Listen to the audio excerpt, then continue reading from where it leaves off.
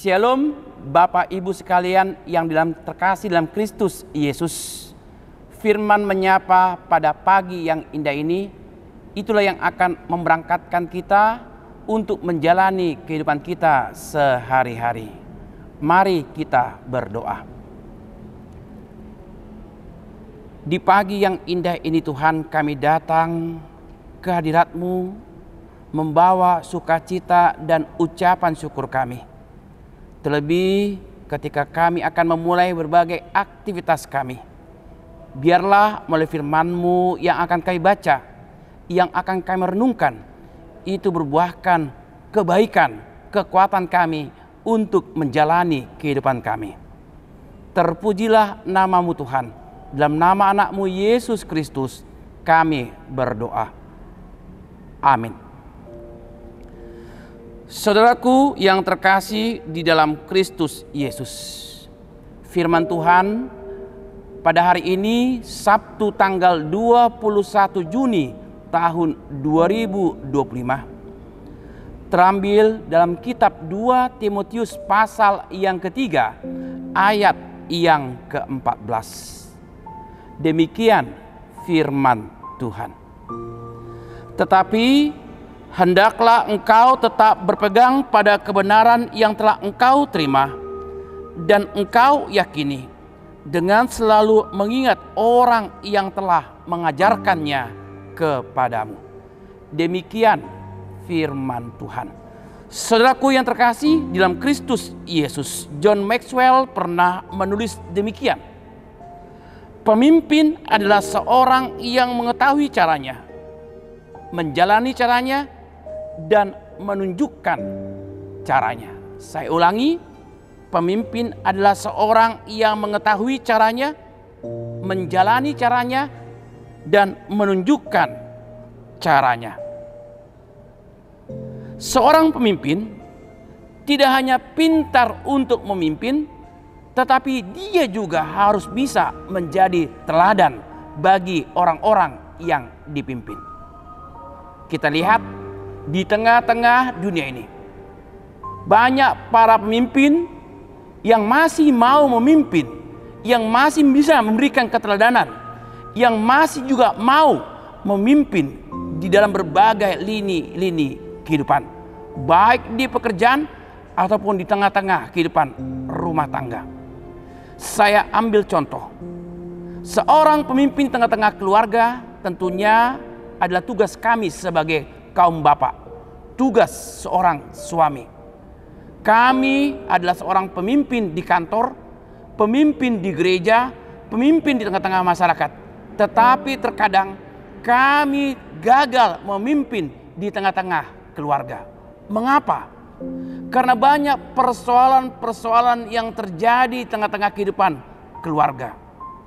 Kami hanya bermanis muka di hadapan orang-orang banyak, tetapi kami berwajah keras di hadapan keluarga kami sendiri.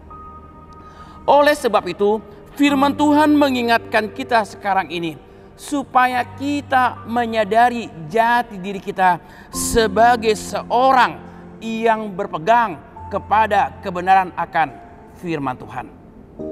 Mengapa demikian? Karena banyak sekarang ini kita tidak lagi menerima pengajaran-pengajaran yang sehat, pengajaran-pengajaran yang tidak berkenan, apalagi pengajaran-pengajaran yang berlawanan dengan firman Tuhan. Tetapi justru sekarang ini Tuhan mengingatkan kita semuanya untuk mengingat berbagai pengajaran yang telah kita terima selama ini. Apakah pengajaran yang kita berikan itu berkenan bagi orang lain? Apakah pengajaran yang kita lakukan itu berbuahkan kebenaran juga bagi orang lain? Mengapa demikian? Karena banyak sekarang ini pengajaran-pengajaran yang sesat, yang hanya untuk menyenangkan seseorang, yang hanya untuk menguntungkan kehidupan seseorang atau golongan atau masalah lainnya. Tetapi pengajaran-pengajaran sesungguhnya itu terlupakan. Oleh karena itu, Paulus mengingatkan Timotius muda. Supaya apa?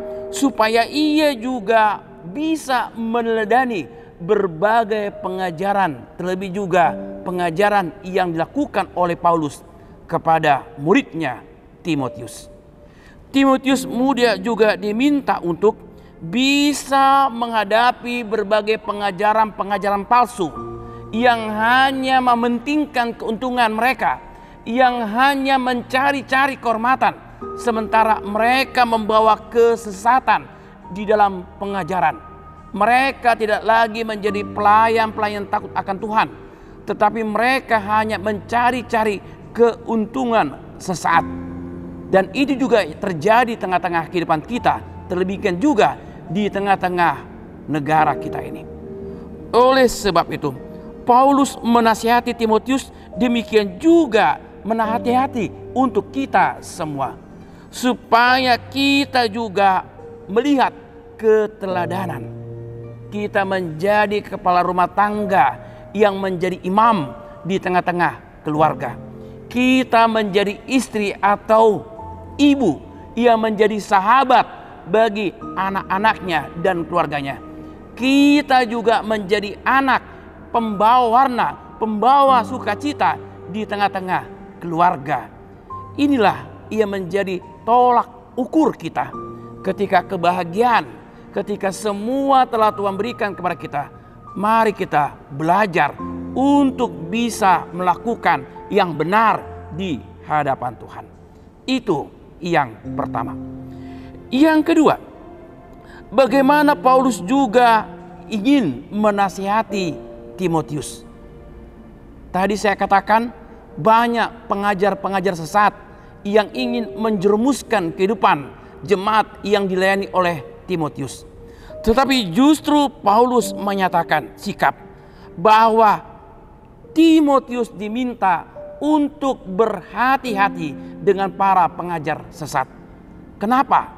Karena Yesus juga telah menyatakan bagaimana kita bisa membedakan mana itu pelayan yang berkenan di hadapan Tuhan, mana itu pelayan-pelayan yang tidak berkenan di hadapan Tuhan. Artinya dari buah pelayanannya lah kita mengetahui itu. Ketika pelayanannya itu mengutamakan hanya untuk keuntungan pribadi, sesat, demikian juga hanya untuk keuntungan dirinya sendiri. Artinya itulah para pengajar atau pelayan-pelayan yang sesat.